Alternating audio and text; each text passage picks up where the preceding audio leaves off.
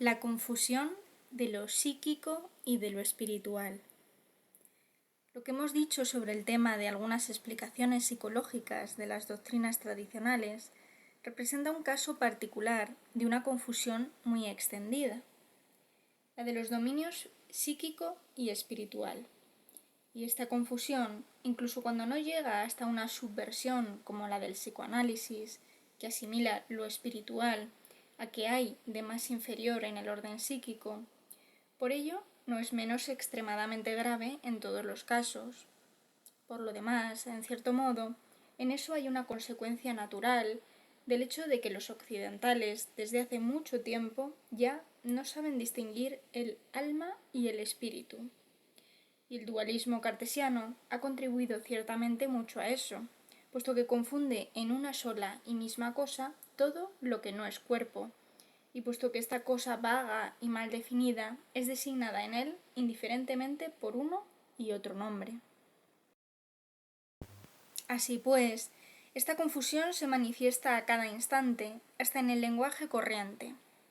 El nombre de espíritus, dado vulgarmente a entidades psíquicas, que no tienen ciertamente nada de espiritual, y la denominación misma del espiritismo, que se deriva de ello, sin hablar de este otro error que hace llamar también espíritu a lo que no es en realidad más que la mente. Serán aquí ejemplos suficientes de ello. Es muy fácil ver las consecuencias enojosas que pueden resultar de semejante estado de cosas.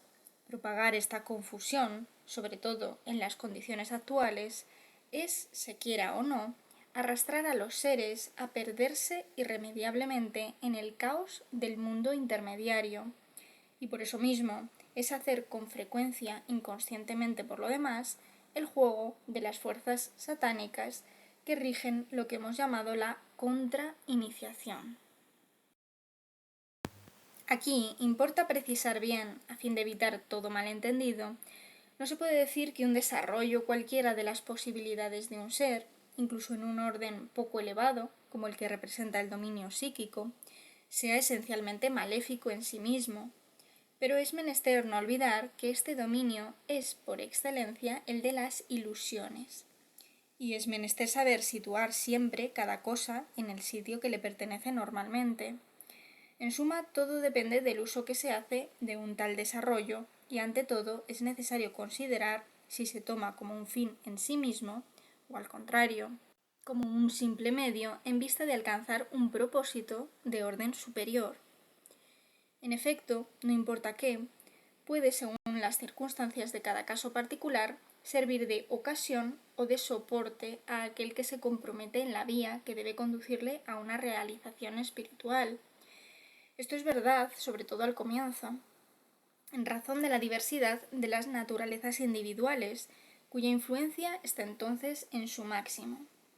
Pero la cosa es todavía así hasta un cierto punto, en tanto que los límites de la individualidad no estén enteramente rebasados.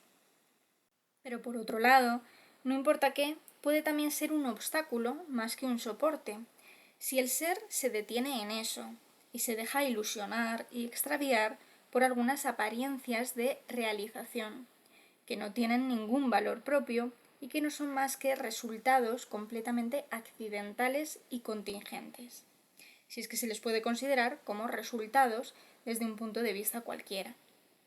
Y este peligro de extravío existe siempre, precisamente mientras esté todavía en el orden de las posibilidades individuales.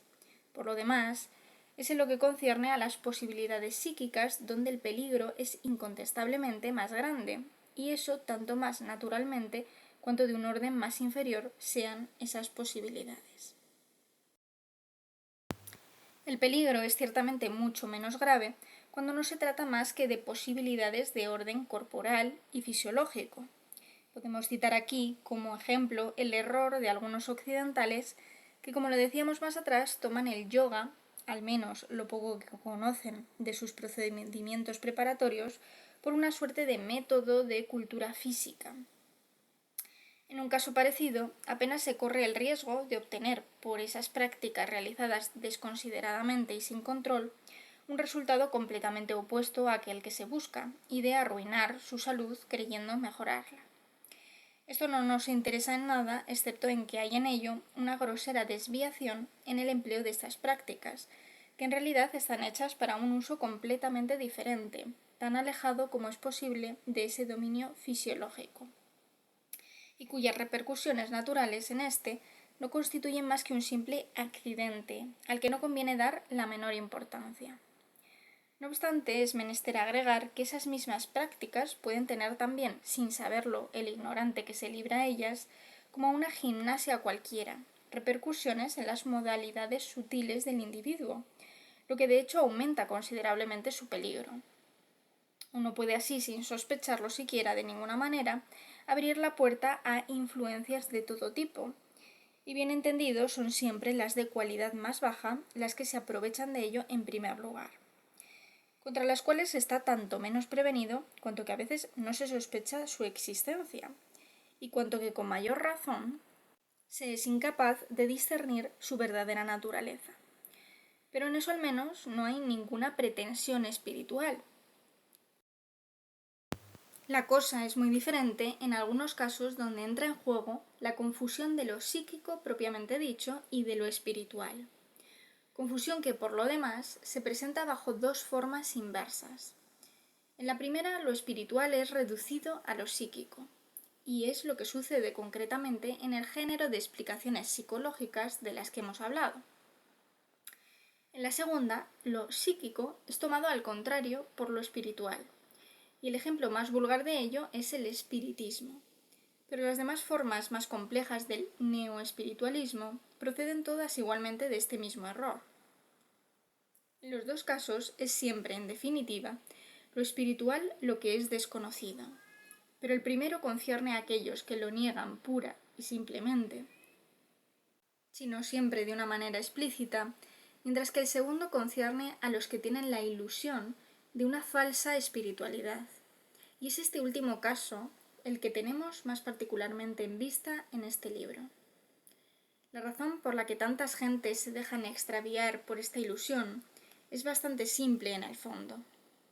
Algunos buscan, ante todo, pretendidos poderes, es decir, en suma, bajo una forma o bajo otra, la producción de fenómenos más o menos extraordinarios. Otros se esfuerzan en centrar su conciencia sobre algunos prolongamientos inferiores de la individualidad humana, tomándolos equivocadamente por estados superiores, simplemente porque están fuera del cuadro donde se encierra generalmente la actividad del ser humano medio, cuadro que en el estado que corresponde al punto de vista profano de la época actual es el que se han convenido en llamar vida ordinaria, en la que no interviene ninguna posibilidad de orden extracorporal. Para estas personas es el atractivo del fenómeno, es decir, en el fondo la tendencia experimental inherente al espíritu moderno, la que está más frecuentemente en la raíz del error. Lo que quieren obtener, en efecto, son siempre resultados que sean en cierto modo sensibles, y es eso lo que creen que es una realización. Pero eso equivale a decir justamente que todo lo que es verdaderamente de orden espiritual se les escapa enteramente, que ni siquiera lo conciben, por lejanamente que sea, y que al carecer totalmente de cualificación a este respecto, sería mejor para ellos que se contentaran con permanecer encerrados en la banal y mediocre seguridad de la vida ordinaria. Bien entendido, aquí no se trata de negar de ninguna manera la realidad de los fenómenos en cuestión como tales. Son incluso muy reales, podríamos decir, y por ello son más peligrosos.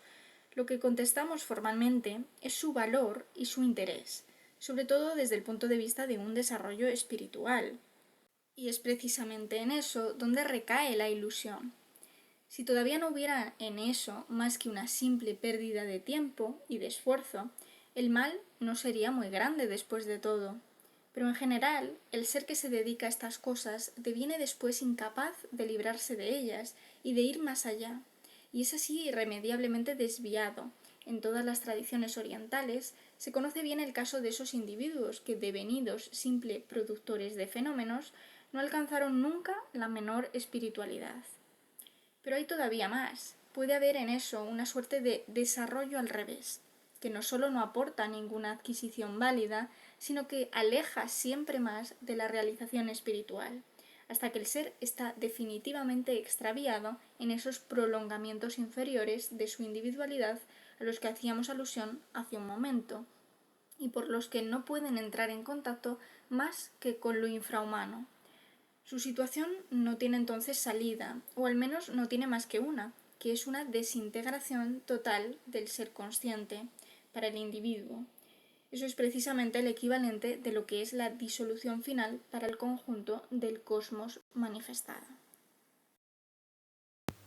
No se podría, pues, desconfiar demasiado a este respecto, todavía más quizá que desde cualquier otro punto de vista, de toda llamada al subconsciente, al instinto, a la intuición infrarracional, o incluso a una fuerza vital más o menos definida. En una palabra, a todas esas cosas vagas y oscuras que tienden a exaltar la filosofía y la psicología nuevas, y que conducen más o menos directamente a una toma de contacto con los estados inferiores. Con mayor razón se debe uno guardar con una extrema vigilancia, ya que aquello de lo que se trata sabe muy bien tomar los disfraces más insidiosos, de todo lo que induce al ser a fundirse, y diríamos más gustosamente y más exactamente a confundirse o incluso a disolverse, en una suerte de conciencia cósmica exclusiva de toda trascendencia, y por consiguiente de toda espiritualidad efectiva. Esa es la última consecuencia de todos los errores antimetafísicos que designan, bajo su aspecto más especialmente filosófico, términos como los de panteísmo, inmanentismo o naturalismo. Cosas que todas, por lo demás, estrechamente conexas, consecuencia ante la cual algunos retrocederían ciertamente si pudieran saber verdaderamente de lo que hablan. En efecto, eso es tomar literalmente la espiritualidad al revés, sustituirla por lo que es verdaderamente lo inverso de la misma, puesto que conduce inevitablemente a su pérdida definitiva. Y es eso en lo que consiste el satanismo propiamente dicho. Por lo demás, ya sea consciente o inconsciente, según los casos, eso cambia bastante poco los resultados. Y es menester no olvidar que el satanismo inconsciente de algunos, más numerosos que nunca en nuestra época de desorden extendido a todos los dominios, no es verdaderamente en el fondo más que un instrumento al servicio del satanismo consciente de los representantes de la contratradición.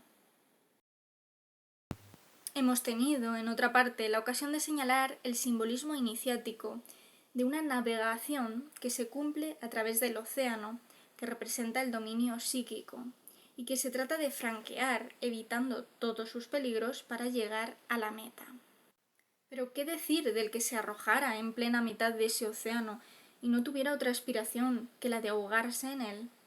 Es eso muy exactamente lo que significa esta supuesta fusión con una consciencia cósmica que no es en realidad nada más que el conjunto confuso e indistinto de todas las influencias psíquicas, las cuales, imaginen lo que imaginen algunos, no tienen ciertamente absolutamente nada en común con las influencias espirituales. Incluso si ocurre que las imitan más o menos en algunas de sus manifestaciones exteriores, ya que ese es el dominio donde la contrahechura se ejerce en toda su amplitud, y es por eso por lo que esas manifestaciones fenoménicas no prueban nunca nada por sí mismas, pudiendo ser completamente semejantes en un santo y en un brujo. Aquellos que cometen esta fatal equivocación olvidan o ignoran simplemente la distinción de las aguas superiores y de las aguas inferiores. En lugar de elevarse hacia el océano de arriba, se hunden en los abismos del océano de abajo, en lugar de concentrar todas sus potencias para dirigirlas hacia el mundo informal, que es el único que puede llamarse espiritual. Las dispersan en la diversidad indefinida, cambiante y huidiza de las formas de la manifestación sutil, que es lo que corresponde tan exactamente como es posible a la concepción de la realidad bersoniana, sin sospechar que lo que toman así por una plenitud de vida no es efectivamente más que el reino de la muerte y de la disolución sin retorno.